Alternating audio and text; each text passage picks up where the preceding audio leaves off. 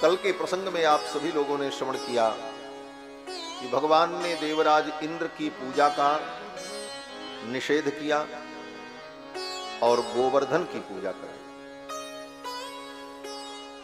भगवान ने ब्रजवासियों से कहा, देखो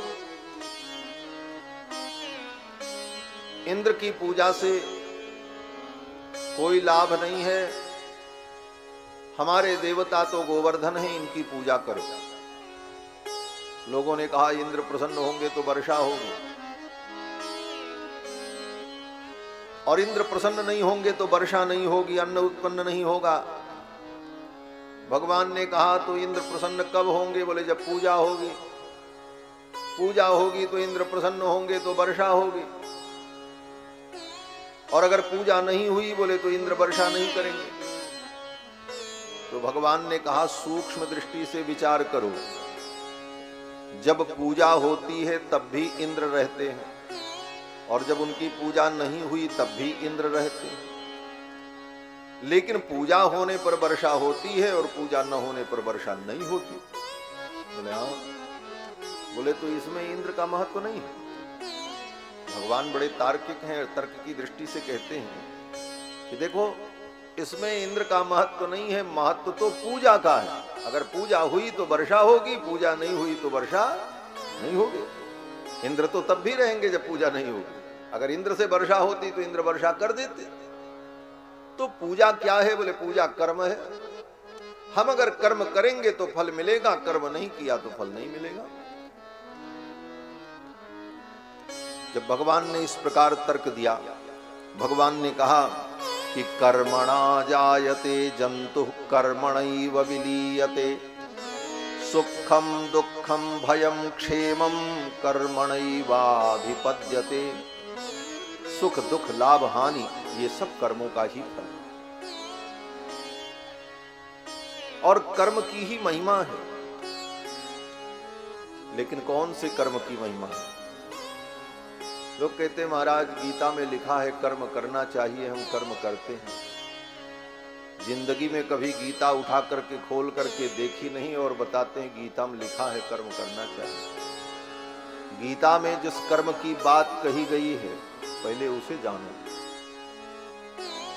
एक रिक्शा चलाने वाला व्यक्ति भी कहता है गीता में तो लिखा कर्म करना चाहिए, हम तो कर्म कर रहे हैं। बोले गीता में जिस कर्म की बात कही गई है वो शास्त्रोक्त कर्मों की बात कही गई है। हम जो भी कर्म कर रहे हैं पेट पालने के लिए, पेट भरने के लिए जो भी धंधा कर रहे हैं उसी को हम कर्म मान बैठे हैं, वो कर्म नहीं है। वो तो जीविका है, और वह जीविका भी शास्त्र सम्मत होनी चाहिए। अगर शास्त्र सम्मत है तो वो कर्म की कोटि में आता है, अन्यथा वो कर्म की कोटि में नहीं है, वो अकर्म है, पाप है। गीता में जिस कर्म की बात भगवान ने की वो कर्म शास्त्रोक्त कर्म है, वेदोक्त कर्म है, और कर्म से ही जीव को सब कुछ प्राप्त होता है।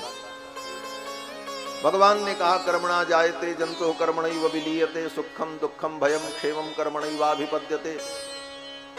ब्रजवासियों ने भगवान की बात मानी और भगवान ने इंद्र की पूजा बंद करा दी, और जिन पूजा सामग्रियों से इंद्र की पूजा की तैयारी हुई थी उन्हीं सामग्रियों से गोवर्धन पर्वत की पूजा करें। वृंदावन में जो गोवर्धन पर्वत है वो भगवान विष्णु का स्वरूप है, और भगवान विष्णु ही देवकी नंदन के रूप में, यशोदानंदन के रूप में प्रकट होकर के लीला कर रहे हैं। तो भगवान ने इस लीला के माध्यम से अपने ही स्वरूप की पूजा करवाई। ये गोवर्धन पर्वत भगवान का ही स्वरूप है। वृंदावन ब्रज क्षेत्र में 3 पर्वत हैं। बरसाने में जो पर्वत है वो ब्रह्मा जी का स्वरूप है। नंदगांव में जो पर्वत है वो भगवान शंकर का स्वरूप है, और वृंदावन में जो गोवर्धन पर्वत गिरिराज हैं वो भगवान विष्णु के स्वरूप है। ब्रह्मा विष्णु महेश तीनों ब्रज क्षेत्र में पर्वत के रूप में विद्यमान। तो भगवान ने गोवर्धन की पूजा कराई। ब्रजवासियों ने गोवर्धन जाकर गोवर्धन महाराज का पूजन किया, 56 भोग अर्पित किया।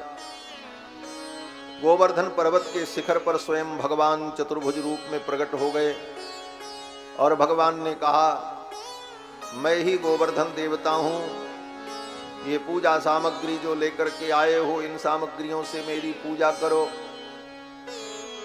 शंख चक्र गदा पद्म धारण किए पीतांबर वनमाला विभूषित भगवान जब गोवर्धन शिखर पर दिखाई पड़े और एक रूप से भगवान कृष्ण रूप से सखाओं के बीच में खड़े थे।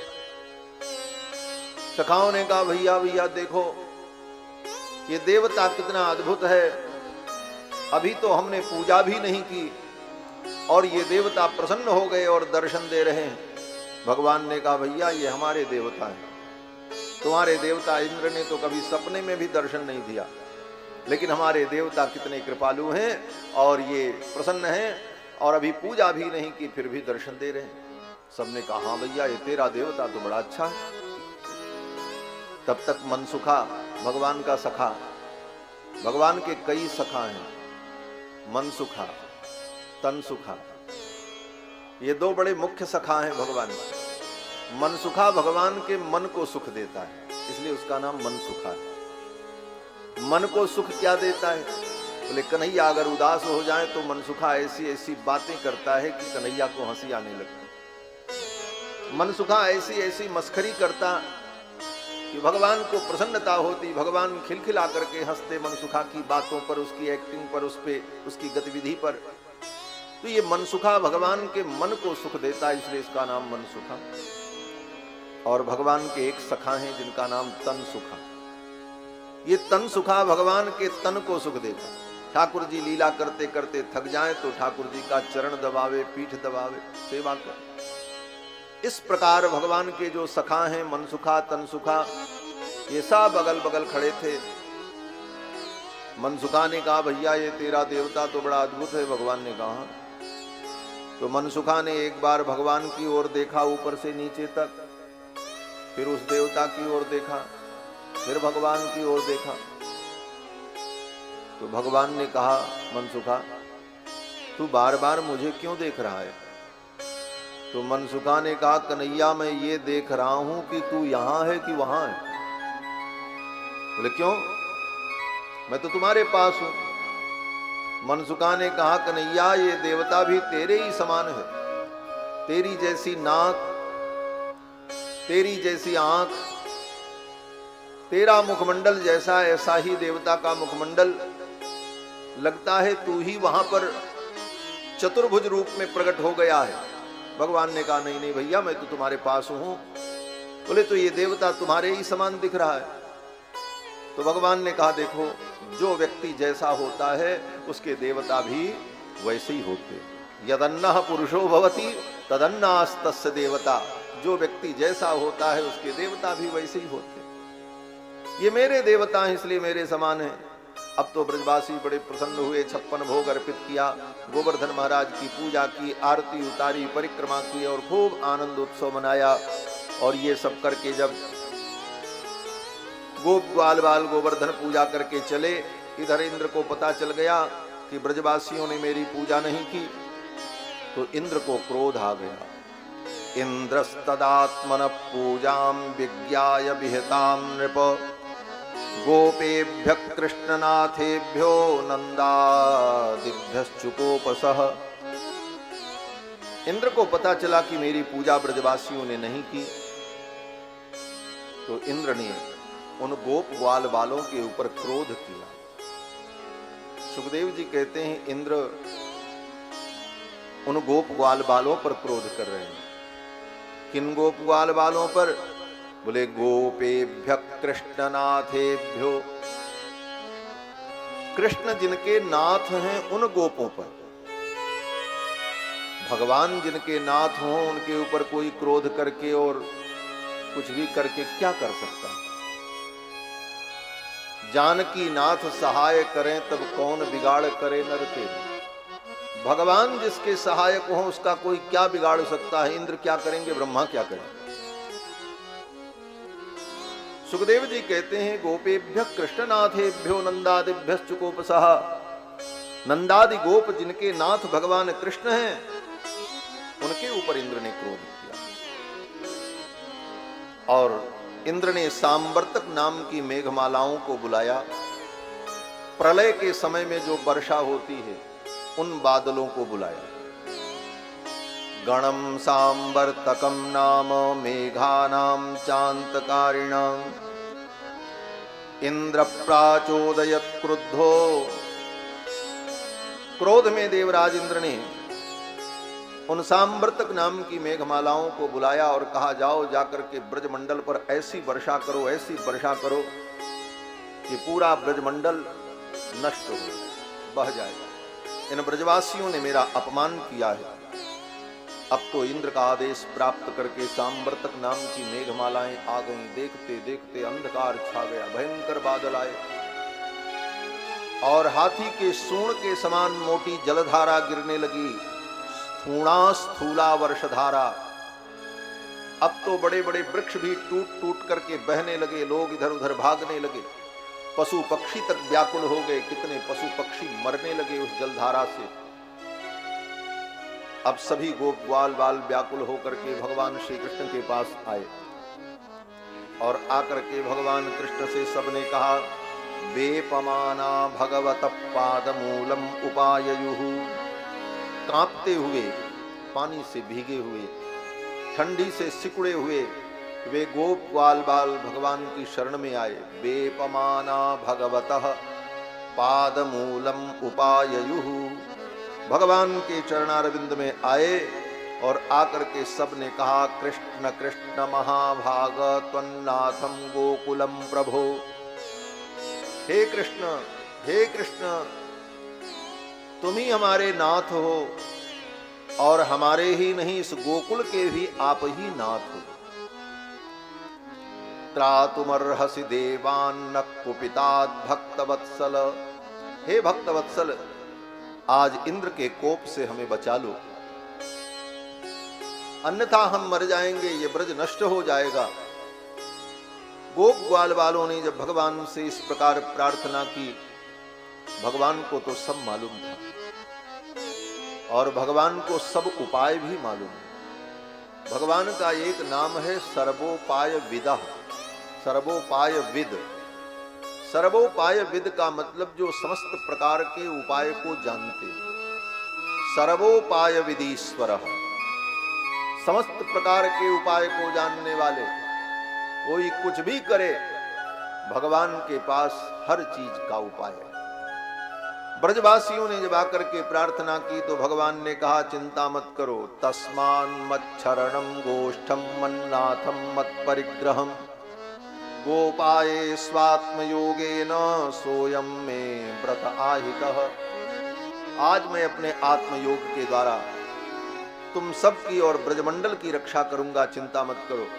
और जिन गोवर्धन महाराज की हमने पूजा की है, इन्हीं गोवर्धन महाराज की कृपा से हम लोग सुरक्षित रहेंगे और इस पर्वत को ही मैं छत्र के समान उठाता हूं और सब लोग इसकी छाया में चले आओ। इत्युक्तैकेन हस्तेन, ऐसा कहते हुए एक हाथ से, दोनों हाथ भी भगवान ने नहीं लगाया। इत्युक्तैकेन हस्तेन कृत्वा गोवर्धनाचलम। 7 कोस लंबे चौड़े गोवर्धन पर्वत को भगवान कृष्ण गोविंद ने एक हाथ लगाया, वो भी बायां हाथ, और अपनी कनिष्ठिका उंगली के ऊपर भगवान ने पर्वत को उठा लिया। दधार लीलया कृष्ण छत्राकमिव बालकः। जैसे बालक छत्राक को उठा लेता है, उसी प्रकार भगवान ने उस गोवर्धन पर्वत को लीला पूर्वक उठा लिया। और पर्वत को जब भगवान ने उठाया तो पर्वत के नीचे बहुत बड़ा गड्ढा बन गया। जड़ से ही उखाड़ लिया पर्वत को, और नीचे जब गड्ढा बन गया तो भगवान ने कहा, सब लोग इसी गड्ढे में आ जाओ। यथोपजोषम विशत गिरिगर्तम सगोधनाः। इस पर्वत का जो गर्त है, गड्ढा है, इसी में उतर जाओ और अपने गाय बछड़ों को भी लेकर के आ जाओ। अब तो सभी गोप ग्वाल बाल धम धम उस गड्ढे में कूद गए, अपने गाय बछड़ों को भी उतार दिया और भगवान अपनी कनिष्ठिका उंगली पर गोवर्धन पर्वत को धारण किए हुए हैं। बोलो श्री गोवर्धन धरण भगवान की जय। भगवान ने 7 कोस लंबे चौड़े गोवर्धन पर्वत को जब अपनी कनिष्ठिका उंगली पर उठाया, मैया यशोदा भी वहीं थी, नंद बाबा, रोहिणी, सभी गोप ग्वाल बाल सब थे। मैया यशोदा ने देखा, मैया यशोदा को तो यही लगता है मेरा लाला बालक है, लेकिन इनको क्या पता कि ये अद्भुत बालक है। क्या अद्भुत बालक है? बोले तमद्भुतम बालकम अम्बुजे क्षणम। भगवान देखने में तो बालक हैं, लेकिन अद्भुत बालक हैं, जिनके एक एक बाल में, जिनके एक एक रोए में अनंत अनंत ब्रह्मांड विद्यमान है, वो भगवान है। रोम रोम प्रतिलागे कोटि कोटि ब्रह्मांड, जिनके रोम रोम में करोड़ों करोड़ों ब्रह्मांड विद्यमान रहते हैं, वो भगवान है। उनके लिए गोवर्धन पर्वत क्या है? दधार लीलया कृष्णश्छत्राकमिव बालकः। छत्राक के समान भगवान ने गोवर्धन पर्वत को अपनी कृष्ण का उंगली पर उठा लिया, लेकिन मैया को लगता है कि इतना बड़ा पर्वत मेरे कन्हैया की उंगली पर है, कहीं मेरे लाला की उंगली मुरक गई, मेरे लाला की कलाई मुचक गई, तब तो मेरे लाला को बड़ी पीड़ा होगी, दुख होगा। मैया यशोदा ने सभी गोप ग्वाल बालों से कहा, भैया सबरे मिल करके मेरे लाला की सहायता करो, इतने बड़े पर्वत को मेरे कन्हैया ने उठा रखा है। और मैया ने जब ऐसा कहा तो जितने गोप ग्वाल बाल थे, सब ने फटाफट अपने लाठी डंडे उस पर्वत में टिका दिए।